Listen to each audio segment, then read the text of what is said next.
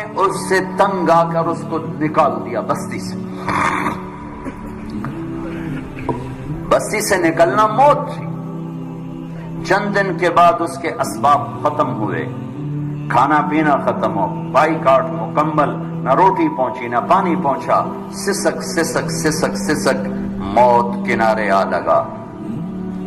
جب اس نے موت کی آہٹ کو محسوس کیا تو اس نے یوں دیکھا کوئی ہے, کچھ نہیں نظر آیا.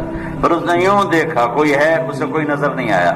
پھر اس نے بڑی ندامت سے یوں آسمان کی طرف دیکھا اور کہا اور کیا کہا, یا من لا تضرہ الذنوب ولا تنقصہ المغفرہ, اے وہ رب جو معاف کرنے سے گھٹتا نہیں اور عذاب دینے سے بڑھتا نہیں. میں نے ساری زندگی تیری نافرمانی کی, مجھے سب نے چھوڑ دیا ہے, میری بے بسی پہ رحم فرما. میری آمد ہے, تو نہ مجھے چھوڑ کہ تیرے نیک بندوں سے میں نے یہ سنا ہوا ہے, تو بڑا مہربان ہے, مجھے نہ چھوڑ. یہ کہتے کہتے وہ مر گیا. اللہ نے موسیٰ علیہ السلام سے فرمایا, موسیٰ میرا ایک یار جنگل میں مر گیا ہے, ایک یار میرا ایک دوست جنگل میں مر گیا ہے, اس کے جا کے جنازے کا انتظام کرو اور لوگوں میں اعلان کر دو جو اس کے جنازے میں شریک ہوگا آج وہ بھی بخشا جائے گا. لوگ بھاگے, آگے دیکھا تو وہ بدماش. لوگ کہنے لگے موسیٰ کیا کہہ رہے ہو, یہ اللہ کا ولی ہے, یہ وہی ہے جسے ہم نے دھکے دے کے نکالا, یہ وہ ہے, یہ کہاں سے اللہ کا دوست اور ولی بن گیا, یہ کہاں سے یہ مرتبہ پا گیا. تو اللہ تعالیٰ سے موسیٰ علیہ السلام نے عرض کی, یا اللہ تیرے بندے یہ کہہ رہے تو یہ کہہ رہا ہے. تو اللہ تعالیٰ نے فرمایا وہ ٹھیک کہہ رہے ہیں, میں بھی ٹھیک کہہ رہا ہوں.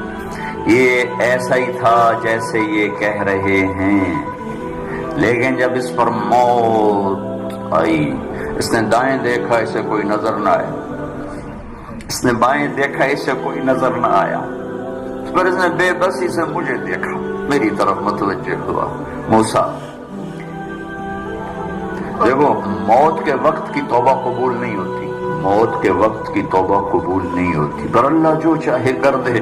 کہنے لگے موسیٰ جب اس نے بے بسی سے مجھے دیکھا تو میری غیرت نے گوارا نہ کیا, جسے سب چھوڑ دے میں بھی چھوڑ دوں. میری عزت کی قسم موسیٰ, اگر اس وقت یہ پوری دنیا کی مجھ سے بخشش مانگتا تو اس کے آنسوؤں کے طفیل میں پوری دنیا کو معاف کر دیتا.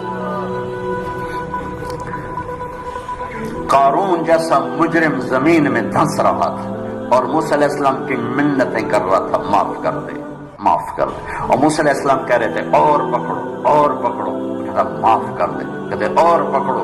جب وہ سارا زمین میں دھنس گیا تو موسیٰ علیہ السلام سے اللہ تعالیٰ نے فرمایا, موسیٰ بڑا مضبوط تھا تیرا دل, اتنی منتیں سن کر بھی تو نہ مانا. میری عزت کی قسم ایک دفعہ میری منت کرتا میں باہر نکال دیتا. تم پکارو تو صحیح, میں نہ آؤں تو پھر گلا دینا, میرے بنو تو صحیح, میرے بنو تو صحیح.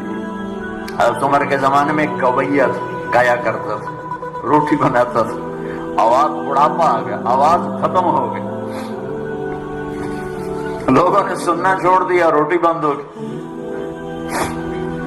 تو جنت البقیع قبرستان میں بیٹھا اللہ سے کہہ رہا, یا اللہ آواز دی تو روٹی بھی ملتی تھی, آواز گئی تو روٹی بھی گئی, تو مہربان ہے, ایک میرے فاقے پہ رحم فرما, میرے رزق کا بندوبست فرما.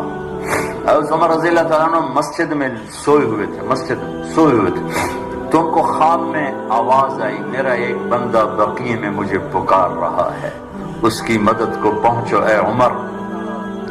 عمر رضی اللہ تعالیٰ عنہ ایسا اٹھے, خوف زدہ, نہ سر پہ ٹوپی نہ پگڑی نہ پاؤں میں جوتا, دوڑ لگائی جنت البقیع کی طرف.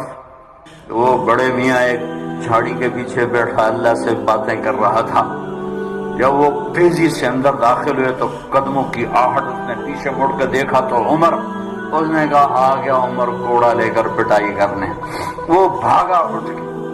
تو اس عمر نے فرمایا رکو رکو رکو، میں خود نہیں آیا، بھیجا گیا ہوں. تو وہ کہنے لگا کس نے بھیجا ہے؟ کہا وہی جس سے باتیں کر رہے تھے اس نے بھیجا.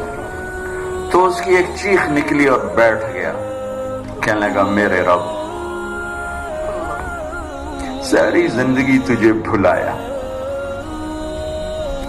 یاد کیا تو پیٹ کی وجہ سے کیا. اے اللہ، اور تو نے اس پر بھی لبیک کہا. اے اللہ مجھے معاف کر. اور اس کی چیخ نکلی اور جان نکل گئی. عمر رضی اللہ تعالیٰ عنہ نے خود اس کا جنازہ پڑھایا اور قبر میں اتارا. میرا ایک شاگرد ہے کراچی میں، اس کی مسجد کے ساتھ برابر ایک عورت لڑکیاں سپلائی کرتی تھی. غلیظ ترین کام، گندا ترین دھندا. اس شاگرد نے میرے بیان کی کیسٹ اس کے بیٹے کو دی کہ بھئی یہ سن لو. پہلے دوستی لگائی پھر کیسٹ دی تھی. وہ گھر میں سن رہا ہے، اس کی ماں آتے جاتے اس کے کانوں میں آواز پڑ رہی. وہ بھی آ کے بیٹھ گئی، سنتی رہی. کہنے کی دوبارہ لگاؤ، ساری سن. پھر کہنے ایک دفعہ اور لگاؤ، پھر ساری سن. پھر کہنے لگی یہ کس کی ہے؟ اس نے کہا مجھے بھی نہیں پتا کس کی ہے، مجھے تو مولوی صاحب نے دی ہے. اس نے بیٹے کا ہاتھ پکڑا، مسجد کے دروازے پر آ گئے. لوگ تراویح پڑھ کے نکل رہے تھے. بلا لیا بچے کو، امام کو بلایا، کہا یہ کیسٹ آپ نے دی ہے، کون ہے یہ؟ کہا میرے استاد ہے طارق جمیل صاحب. وہ کہنے کی انہوں نے توبہ کی بڑی اچھی بات کی ہے. کیا میری توبہ قبول ہو سکتی؟ کیا کام کرتی تھی وہ؟ میں دوبارہ زبان پہ لاتے ہوئے شرما رہا ہوں. کیا میری توبہ قبول ہو سکتی؟ کہا ہاں جی. وہ کہہ رہے ہیں اللہ کہہ رہا ہے تو قبول ہی قبول ہے. کہا اچھا پھر میں تیرے سامنے اللہ کی بارگاہ میں توبہ کرتی. اور اگلے دن اس نے مسجد میں تراویح میں آنا شروع کر دیا. تراویح کے بعد جب دعا تو کہتے یا اللہ اگر میری توبہ قبول ہے تو مجھے اٹھا لے.